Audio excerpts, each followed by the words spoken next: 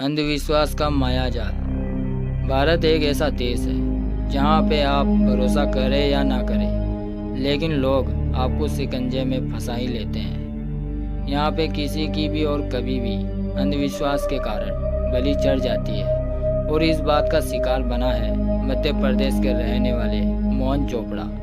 उसका बीमार पुत्र ठीक होता ही नहीं था, और परिवार वालों को ऐसा लगता था कि उनके बेटे के ऊपर कोई काली शक्तियाँ घूम रही है। वो लोग अपने बेटे को कबीले के पास लेके गए। कबीला जानते हो ना क्या होता है?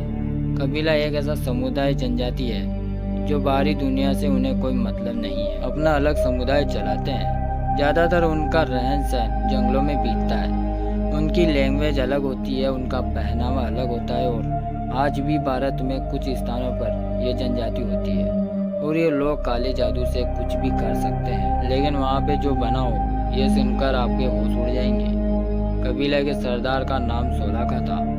वहाँ पे उनके साथियों ने ऐसी काले जादू की जाल बिछाई जहाँ से मोहन चोपड़ा, उनकी पत्नी और उनका 10 साल का बेटा उसमें से बाहर नहीं आ पाए।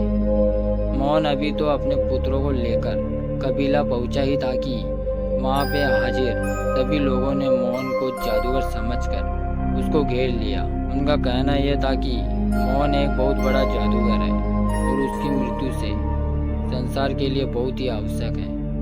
सोलाखा ने अपने कबीला के आदमियों को आदेश दिया कि वो मोहन को मार दे। उन लोगों ने मोहन को घेर लिया और उनके आसपास नृत्य करने लगे।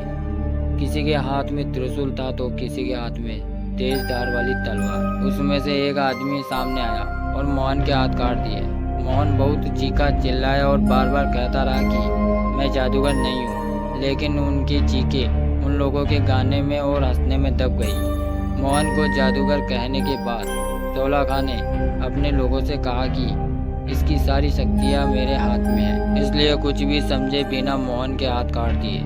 उसके बाद मोहन कभी भी किसी के ऊपर हावी ना हो, उसकी सारी शक्तियाँ निकाल ली जाए, इसलिए उन दुष्टों ने मोहन को जिंदा जला दिया। और देखते ही देखते मोहन का शरीर राख में मिल गया। यह सारा खतरनाक दृश्य मोहन के 10 साल का बेटा और उनकी पत्नी के सामने हुआ था।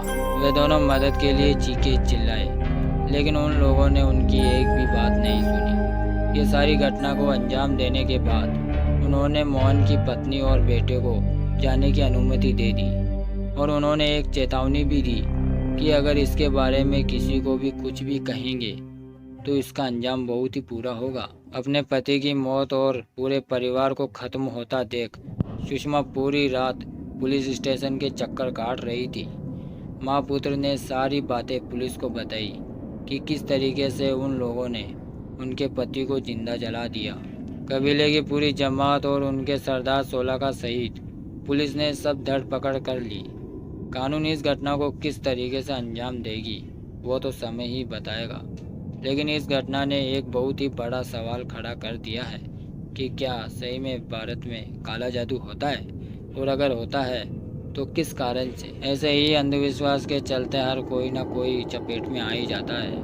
बहुत सारे सवाल है, लेकिन जवाब ढूंढना बहुत ही मुश्किल है, इसलिए अंधविश्वास में ना पड़े। इस वीडियो को लाइक करें, ज़्यादा से ज़्यादा शेयर करें और हमें फॉलो ज़रूर करें। धन्यवाद।